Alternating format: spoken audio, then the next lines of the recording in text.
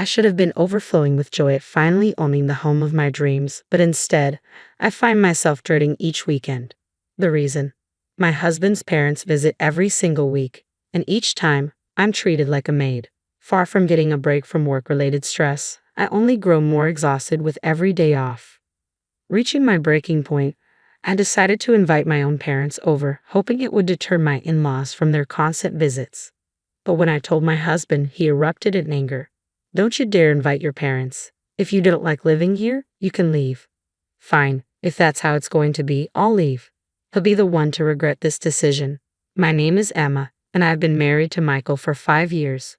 We were previously renting, so the purchase of our new home was a big milestone for us. However, it didn't escape Michael's parents. "Oh, Emma, we heard you're finally buying your own house," his mother exclaimed. "Yes, that's right. If you need any help finding places, just let us know. We're more than happy to assist," she added. "Thank you. We might start visiting some open houses soon," I responded, though the idea of their continued involvement made me uneasy. I had envisioned selecting our new home with Michael as a personal and carefully considered process, but my mother-in-law had other plans. Just yesterday, she showed up unannounced with a brochure for a plot of land that's up for sale. "Emma, what do you think about this property? It's close to the subway station and has enough space for a duplex house." A duplex house? It dawned on me that they must be planning to move in with us. That's why she's been so involved in our property search, offering suggestions like, it would be better to live near the subway to avoid walking too much, or a nearby supermarket would be so convenient. I thought she was simply being helpful, but it turns out she was pushing for features she prefers, clearly with the expectation of sharing our new home. I immediately brought this up with Michael. "Michael, your mother came over this afternoon with a brochure for a plot of land. It looks like she and your father might want to live with us." "Oh yeah, she did mention something like that," he replied. "What? You heard it from your mom? Why didn't you tell me something this important? I thought we'd discuss it once it was more finalized." "Do you have objections, Emma?" "Yes, I do. I envisioned us living alone together. Besides, your parents are still healthy, aren't they? While I can't predict the future, I believe it's best for us to live separately for now to maintain a good relationship." "I understand how you feel, Emma," Michael said. Michael listened to my concerns and managed to convince his parents that we weren't planning to live together at this time. After hearing his reasoning, it seems his parents finally relented. I was grateful to him for handling the situation so well. "Thank you, Michael." "No problem, Emma. If your parents want to live with them, we won't force it. Instead, let's make sure my parents visit our new home frequently after we move in." Eventually, Michael and I found the perfect house and moved in. As soon as we settled, his parents came over to check out our new place. "Emma, congratulations on the move. Your house is wonderful," his mother exclaimed. It seemed she was pleased with our home. "You're always welcome to visit," I replied warmly.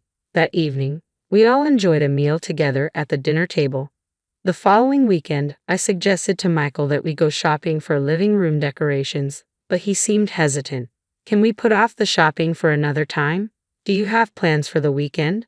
"My parents wanted to come over," I explained. "What? They just visited last week. They seem to really like this house. Remember, you said, feel free to visit anytime, right?" "Well, yes, I did say that. But could you handle dinner and entertain them a bit?" Soon after, his parents started visiting every week, and their demands grew with each visit. "Emma, it's been so hot lately, and I'm feeling drained. Something light, like noodles, would be fine for lunch. But for dinner, I'd like something hearty like steak. Also, do you know the new pastry shop near the station? It's the talk of the town, so I think it'd be perfect for dessert. Could you pick up some?" They began arriving early in the morning, giving orders, never helping with chores, and then leaving. By the second visit, they even assumed it was okay to stay overnight. "Where's the typhoon? And since your parents enjoy a good breakfast, could you have it ready for us first thing in the morning?" The demands from my in-laws kept increasing.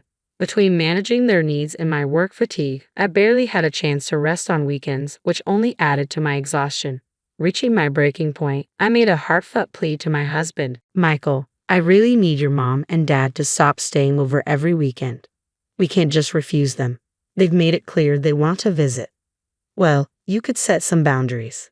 Look, with working on weekdays and taking care of your parents from morning till night on weekends, I'm left with no time to rest.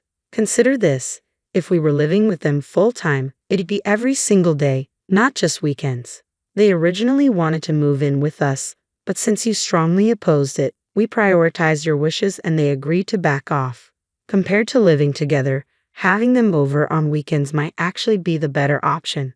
But it was becoming unbearable to continue this situation indefinitely. As I wrestled with what to do, my mother called. "Oh, Emma, how are you?" "Sorry, Mom. I haven't been in touch lately." "I'm managing, somehow." "You sound a bit down. Is everything okay?" Well, actually, I shared with my mother the difficulties I was facing with my mother-in-law's constant visits since our move. My mother expressed concern and said, "That sounds really challenging. I can imagine how overwhelming it must be with settling in and buying new things. I've been holding off on calling because I know your in-laws visit every weekend.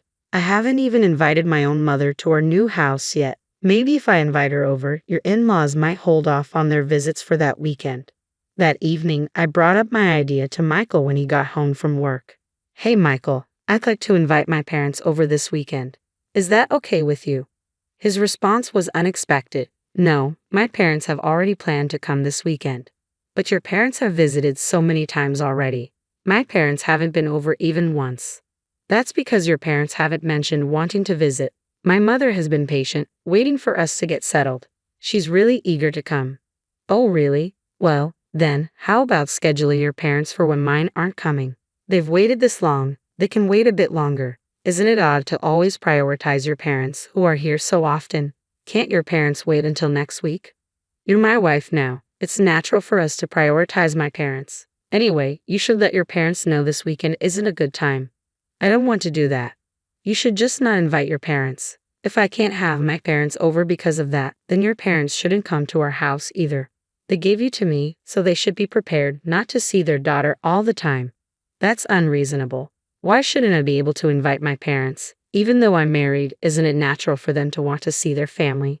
Despite Michael's firm refusal, I proposed a compromise. "All right, let's skip this weekend, but from now on, let's try to alternate inviting each other's parents on a regular basis." "How about that?" That's exactly. If you're going to suggest something as troublesome as this, we might as well not invite your parents at all. Let's just end this conversation." "But we haven't resolved anything yet. I've made up my mind. I'm not letting your parents come over. If you don't like it, you can leave." No matter what I said, Michael only focused on his parents, never considering me or my own family. His refusal to discuss the matter and his insistence on his own way finally pushed me to my limit. "Fine, if you're that determined, Michael, I'll leave. And when that happens, it'll be too late for regrets." "Regrets? What would I regret if you're gone? Just remember this. I won't accept any apologies. Don't come back asking to return." Leaving behind a Michael who was laughing loudly, I went home and shared what had happened with my parents. They agreed that Michael's stance was unreasonable, with my father particularly upset. A person who can't respect their family is fundamentally flawed. "I'm disappointed in Michael. You should stay here and not go back to that house." His words reassured me that I wasn't at fault. Feeling a sense of relief, I resolved to pursue a divorce. A few months later, I received a call from Michael. "Hey, how much longer are you planning to stay away? Have you forgotten what day it is?" "This Saturday." He spoke with a tone of urgency. "Oh, right, it's the day we were supposed to host your coworkers at our new house." "Yes, exactly. We've been planning this since we moved. Remember?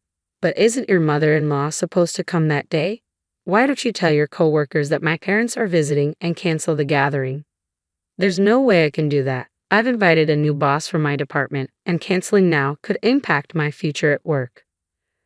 "I don't care. You're the one who kicked me out, remember? Is this really the time to be arguing? Stop sulking and come back. We need to start preparing for everyone's arrival or we won't be ready in time." "I'm not coming back to that house." "What? Are you really okay with putting my job at risk?" "I don't mind. I'm planning to leave you." "Leave? Are you serious?" "Yes, I've been considering it since I left the house and my parents agree with me." "Your parents too. They're as out of touch as you are." "Do whatever you want. I'll have my parents help with the preparations for hosting my coworkers. I don't need you anymore." You're going to regret this. That's what I should be saying. Goodbye. I ended the call abruptly. By now, Michael was probably frantically contacting his in-laws, scrambling to prepare for the office gathering. Since his in-laws had made themselves so comfortable, it was about time they faced some inconvenience. That problematic weekend, our home phone rang in the afternoon. When I answered, Michael's flustered voice came through. "Why is Emma answering the phone? I was trying to reach my new boss." "Why?" "Well, because this is my house." "Emma's house? Don't tell me the new boss is Emma's father."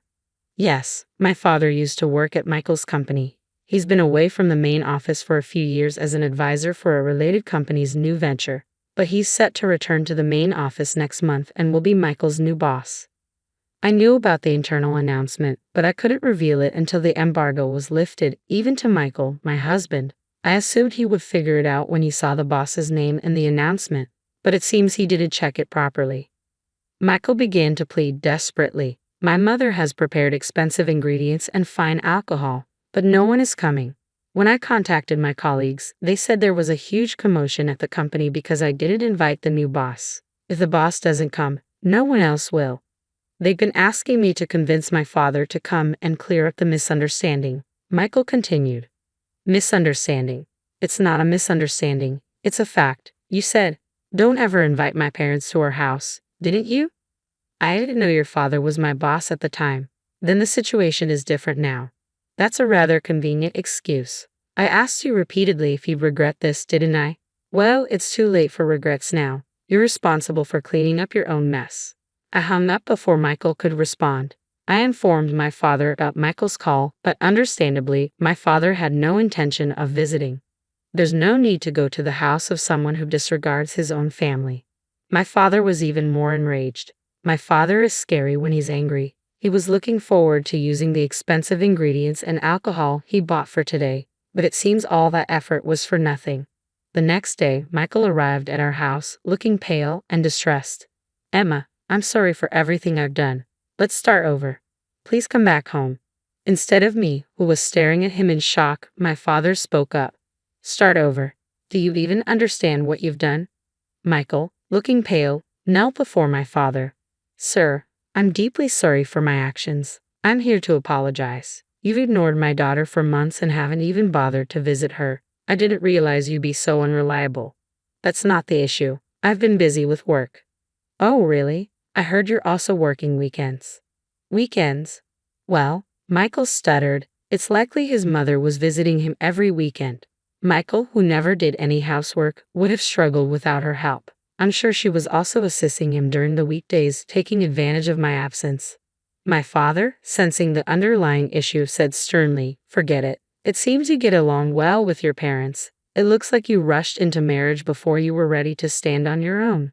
"That's not true. I do respect Emma's feelings and even turned down the idea of living with my parents." "Is it really natural for a couple to decide whether to live with their parents? You kept pressuring Emma to accept your parents and never listened to her. How does that show you're prioritizing her feelings?" "Well, and marriage means that both families become connected. Yet you invited your parents over every weekend while completely shutting us out. How could you disregard Emma's family like that?" "I didn't know you were going to be my boss. If I had known, I would have invited you before my parents." "That's exactly why I say you're self-centered. You don't understand anything. People like you should be in a leadership role. My department doesn't need someone as selfish as you." "But—" Silence. "Get out of my house now and don't ever come back." Afterward, my father advised his superior to remove Michael from his department and reassign him to a regional branch. With Michael's reputation for selfishness, no one defended him. Even his parents, who had once doted on him, couldn't follow him to a remote location. They now see him only once a year, if that. Meanwhile, I've been enjoying the comfortable life at my parents' house after finalizing my divorce with Michael. I focus on my work during the week and spend weekends with the people I love. Reflecting on my past, I appreciate my new freedom and the ability to live a normal, satisfying life. Moving forward, I want to cherish my parents and enjoy living at my own pace.